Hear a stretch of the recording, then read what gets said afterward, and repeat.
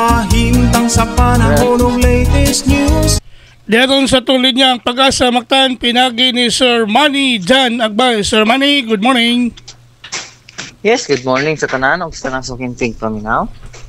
Mao kanang pinakalang kalambuan sa bagyong Sinting.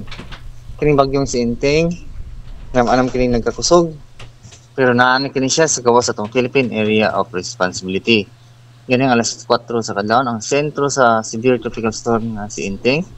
Pensiputan kini base sa itong available nga data nga naa sa 265 km west-northwest sa Lawag City, Ilocos Norte. Kini nagdala sa kusgon sa hangin nga moabot og 100 km per hour, duol sa sentro og mga pag-uros nga moabot og 125 km per hour. Kini hinay nagalihok pa west-northwest.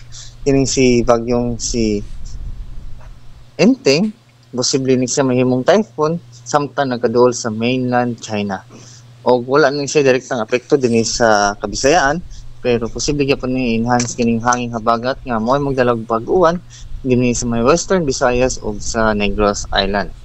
Ug para sa tong forecast weather condition para dinhi sa probinsya sa Sugbo ug nabilimbayan sa Central Visayas kay makasinati tag per weather condition nga nay panagsang pagpanag-om ngadto sa dag-umon nga kalangitan nga nay mga isolated na ulan ug mga panugdog kilat tungod kini sa mga localized thunderstorms.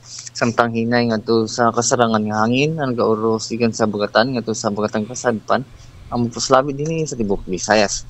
Di nang balod sa atong kadagatan malinaw ngadto na sa kasarangan ang pagbalod.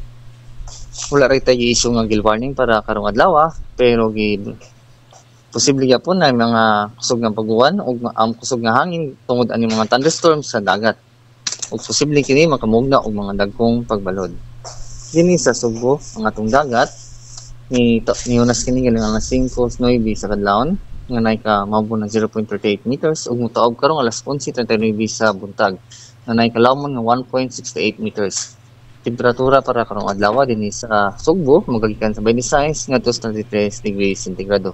Atong sunrise galing alas 5:35 sa buntag ug atong sunset unya alas 5:51 sa hapon.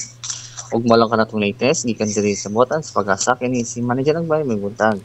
Salamat Sir Manny, may buntag sa Pag-asa. Okay, good morning.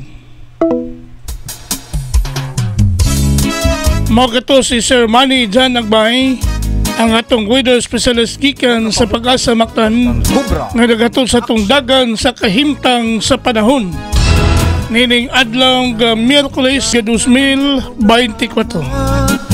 Salamat ni Sir Manny Jan Agbay ug mayong buntag sa Pag-asa Mactan. Balikan sa TV stations, may pangukauban kang kubra in action. Panautan o paminaw sa'yo sa kabuntado.